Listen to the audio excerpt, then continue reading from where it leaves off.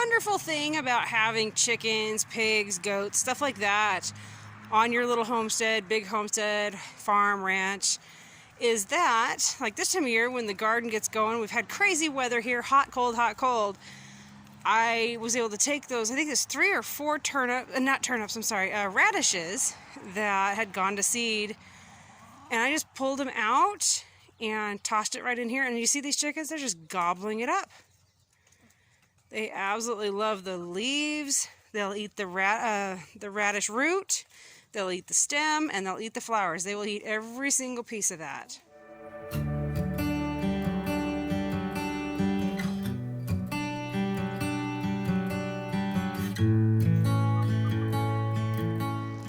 It's that time of year again where you're doing the head down, stare at the ground walk.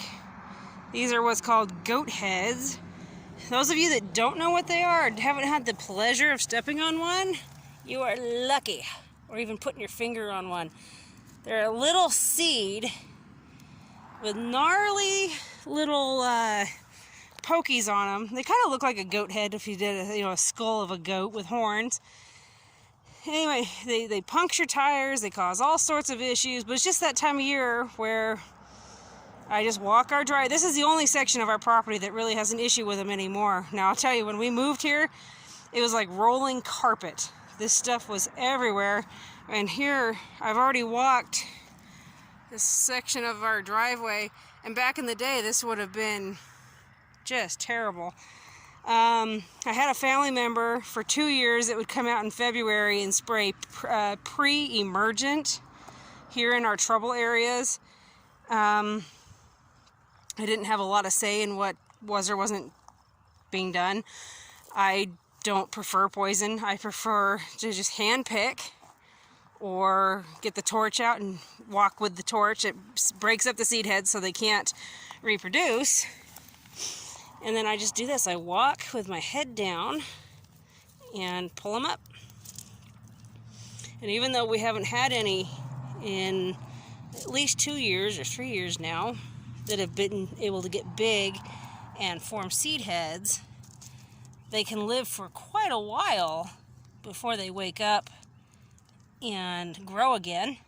But also, they often come in on the tires of delivery trucks like UPS, FedEx, Amazon, United States Postal Service, because of all the places that they drive. And so usually I know to look in my driveway where the tires are at. And they drop it in the rocks. So anybody with goat heads, I know I get the question often, how do I get rid of them? Put your head down. And if you got big ones, get some seriously good leather gloves. But just take a walk with your head down and pull them up, put them in a bag, and throw them away. If you can get access to a propane torch, torch the area where they're growing. This is June, so torch it now.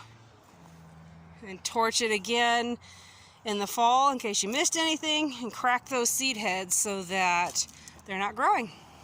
And then here in the driveway, walk past, there's these, those should be butternut squash that are growing. Another butternut squash. I think those are butternut squash. Let's see what's around here.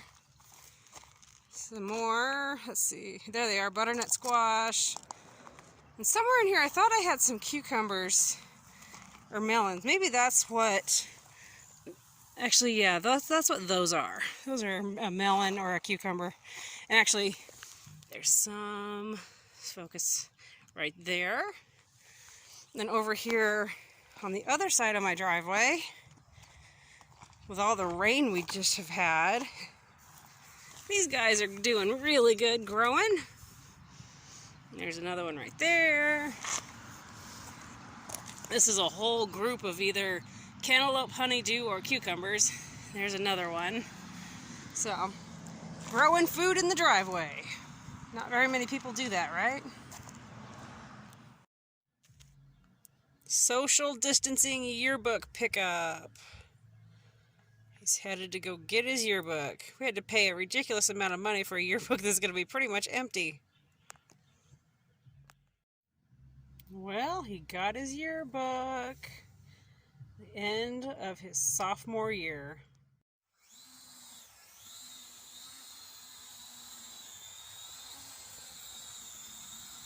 Henry is learning how to fly this drone and getting some really neat shots of our little homestead for you guys. Get you some bird's eye views of everything.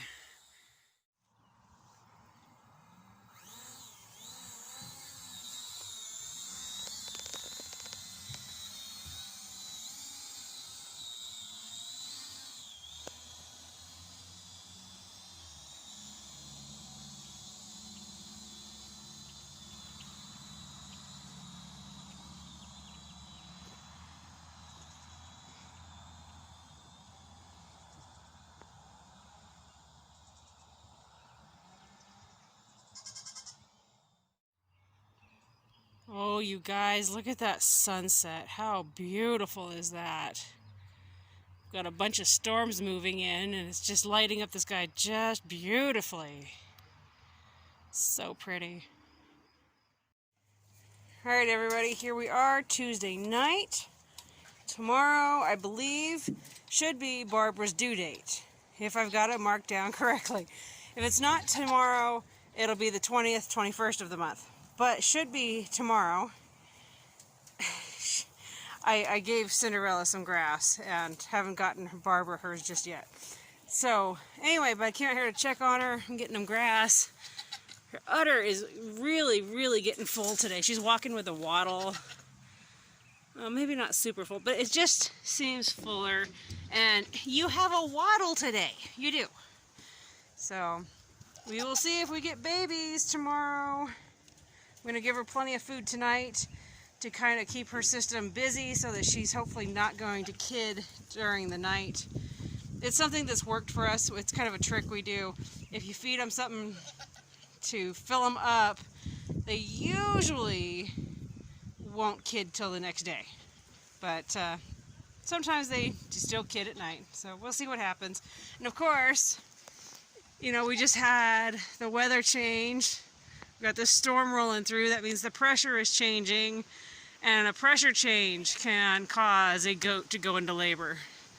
So it'll be one of those nights where I'll be up about every 2 hours to come out here and check on her, whether I feed her extra or not.